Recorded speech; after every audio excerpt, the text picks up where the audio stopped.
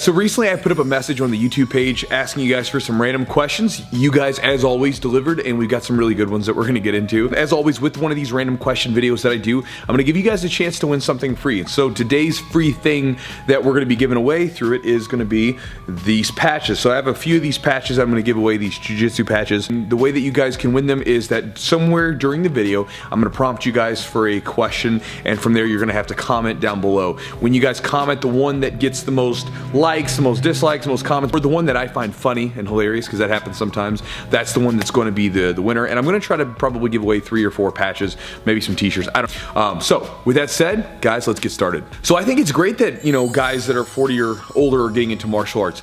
The biggest thing that I would say, if as far as piece of advice, right, if you're an older guy, 40 plus, whatever it is, getting into jiu-jitsu or any sort of, you know, relatively high intensity martial art for the first time, is to keep your goals and who you are in mind. Because here's what happens. A lot of the guys that come into the gym, some of the older guys come in and they get into it and they're having fun and it's addictive. And the problem is that as you get older, your mind gets even sharper for the most part, right? You get smarter, you become more wise. Things are going on the up and up, a lot of times for up here. But the rest of you seems to fall apart, you know? Like when you were 20, you weren't very smart, you weren't very wise, but you had this great body that you could use and you could throw it up against a brick wall and everything would be fine the next day. And then as you get older, you find out, especially around that, I remember someone telling me, man, right when you hit around 30, you start to feel it, and by God, they were right. Right around 30, I started to feel it. Now, as an older guy, you know, if you're not careful, those little nagging injuries that you had when you were 20, that just sort of 21 or whatever in your early 20s that seem to just go away, they don't go away. They stick with you. And so you got to make sure that you keep that in mind when you're an older guy getting into this martial art. You have to make sure that you're training according to you, where you're at, where your goals lie, all that stuff, because you don't want to chase the path of the 20-year-old, right, who's training 6 days a week, 3 times a day or something like that. You know, you've probably got a career, a family, you've got a lot more on the table than these younger guys, and you got to keep that in mind. Listen to your body and back off a little bit, and remember that your mind probably still feels like it's 20, but the body's definitely not 20 anymore. Just keep that in mind if you're a, you know, an older guy, and I mean older in a relative situation. I'm talking about like even in your 30s. Just keep that in mind when you're an older person getting into the martial arts or jiu-jitsu, where your body's going to have to take some punishment, and you've got to make sure that you sort of spread yourself out a little bit and give yourself time to recover so that you can keep training for a long period of time. So has my diet ever cost me a match or a role in class? I remember there was one match in high school wrestling where my diet definitely played a role, and that day for some reason me and some buddies went to Burger King and I got a croissant sandwich. One of those croissant sandwich, big greasy thing with like the fries or the big tater tots and everything else, and I just felt terrible. As soon as I got on the mat, I had like my stomach was bubble guts, right?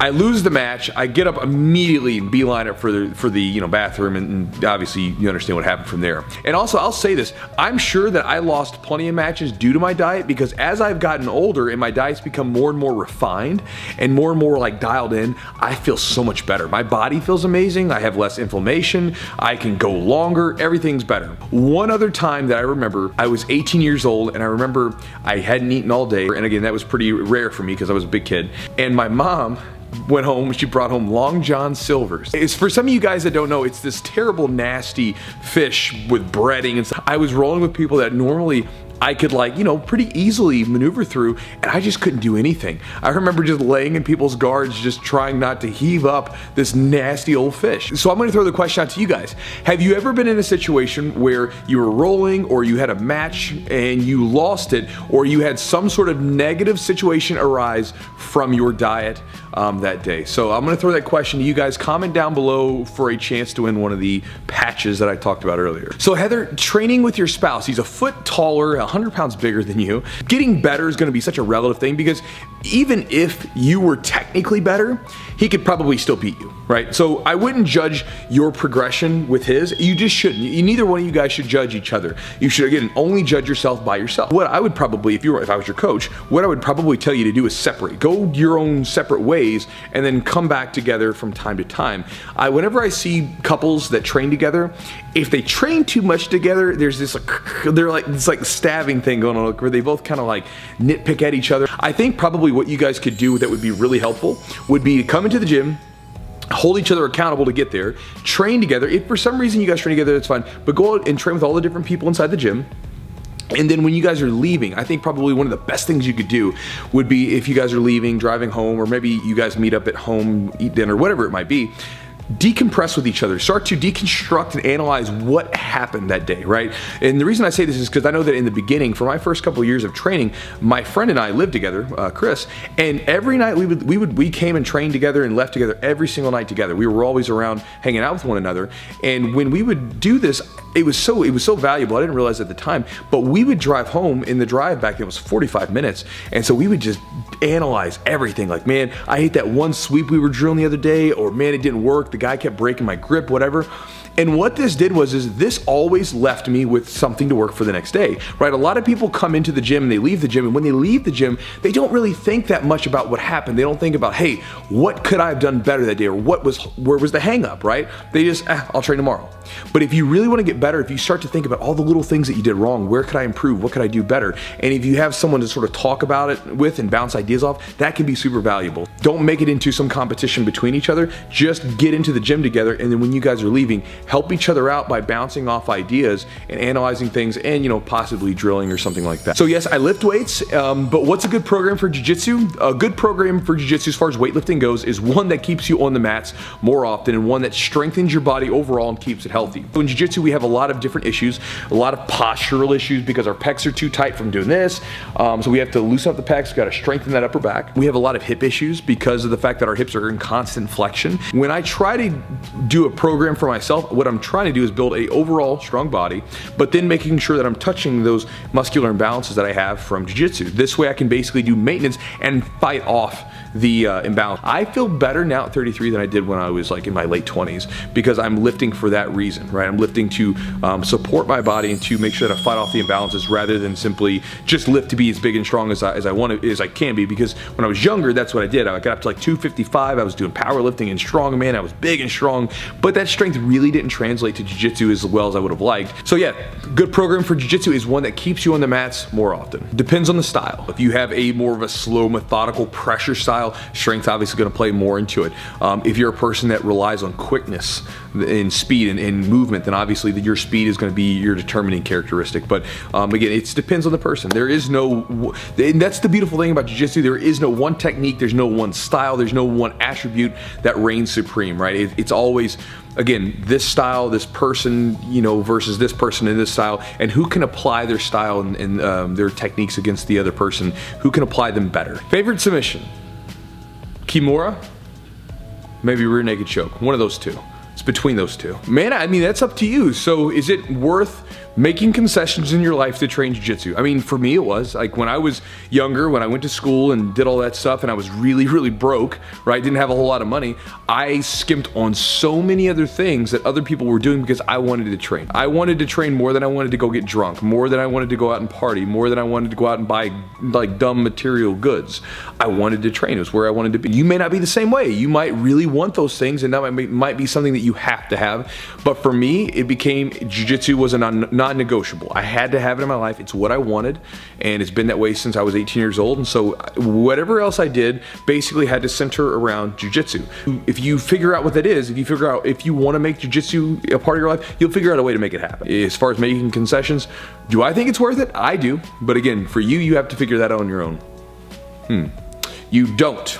You break the guard and then you pass, and then after you pass, that's when you go for the submission. Am I a Dragonball fan? I was a Dragonball fan back in the day when I was a kid. I used to watch Dragon Ball Z, the first little section that they dubbed, when I would come home from church on Sundays. So on Sundays it used to come on and I would watch it then. But I watched it then and I watched it a little bit into high school, but I didn't watch it much afterwards and haven't since. But when I was watching it, I was not a fan of Goku or Vegeta. My favorite character was Piccolo, which kind of sucks because he was never really that strong after the very beginning. At least maybe he got stronger, I don't know. But he never was that strong, but I don't know why. I always thought he was cool. He was like the tough loner type. But so yeah, there you go. I'm a Dragon Ball fan. My favorite character was Piccolo, not Goku or Vegeta. So I'll give you 2 tips. If you're talking about watering out the weight, you can, assuming you're eating a really good diet, you can overhydrate your body, drink more water than is necessary. You can look this up online, and then right before the weigh-ins, you can stop drinking the water and then go do it like a sauna sit, and you'll start to flush yourself out very quickly. Now, what would be better is if you just lose the weight in the first place. 5 pounds won't be a big deal. 5 pounds, you can lose 5 pounds easy by simply stop eating shit. Insert the blank. I became overweight from eating blank. If what you're going to eat, if you put it into that sentence, makes sense, then you probably shouldn't eat it, right? So if you say, I became overweight from eating ice cream, right? That's a very real chance. I became overweight from eating cookies. Very real chance. I became overweight from eating too much pasta and carbohydrates, right? Probably that can happen. I became overweight from eating spinach and chicken. I don't think anybody in this universe has ever become overweight from eating spinach and chicken, right? Or veggies and healthy carbs, things like that. So my thing to you, if you were trying to just lose 5 pounds, you could probably easily do so by just cutting out and trimming out the junk out of your diet, whatever it might be, and really sticking to a good, healthy diet with whole foods. That would be my little tip for you if you're trying to shed 5 pounds. Guys, I also wanted to let you know in this video that I'm going to be making some new gis, right? So we did the gray gi order last year in November, October, I can't remember when it was, but we're going to do some new gis. These are gonna be white and black. So we're gonna have a white Jiu-Jitsu gi and a black Jiu-Jitsu gi. I'm doing that white one because a lot of you guys said that you could not wear gray gis in your gym because they don't allow them, and I'm doing a black one because black gis are cool. If you guys are interested in either one of those, check the links down below. There will be a section where you guys can get a, you can sign up on a little email newsletter list where basically as soon as I open up the thing and allow people to buy them, boom, you guys can get in there and get yourself a gi. The first batch came out really awesome, and I hope you guys love them. The most obnoxious, like legit submission to get caught in, for me anyway, is a wrist lock. I love wrist locks too. I think they're amazing submissions, and they're great for just controlling people's grips because people don't want to touch you. But there's something about getting caught, like right there, right, where it comes on so quick sometimes, and the rest of your body's fine, but somehow they manipulate your wrist, and you kind of just go, oh, I got caught in that damn thing. As far as obnoxious submissions, those submissions are typically the ones where people just crank on your neck. Those kind of irritate me because it's like sometimes where people don't really have a clean submission, they're just squeezing your neck.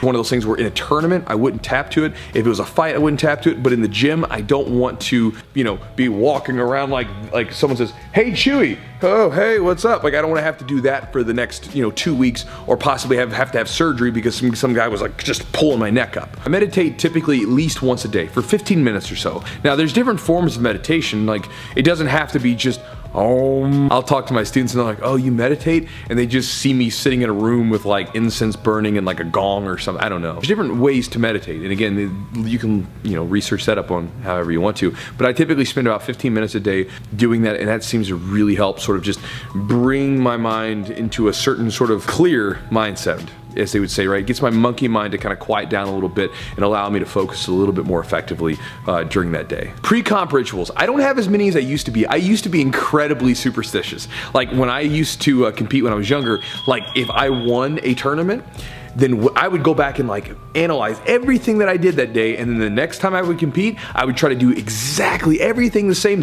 food, same clothes, same everything. And then obviously as I've gotten older, I've realized, because I've had so many times where like I would step on the mat and I wasn't able to go through my little ritual and I would win anyway, so obviously you know it has no bearing. So now my pre-comp rituals are a lot more simple. Basically, I just try to get myself in a good mindset. So I'll make sure that one, I do a little bit of stretching and I do a little bit of warm-up. I have to do a warm-up. If you guys compete, you have to get on the mat. You have to be sweaty. You can't get on the mat. Like I see guys like they don't do any warm-ups before their matches, and they get out there and they're cold. You gotta warm up. One, you don't want to risk injury, but two, you'll perform so much better, I promise.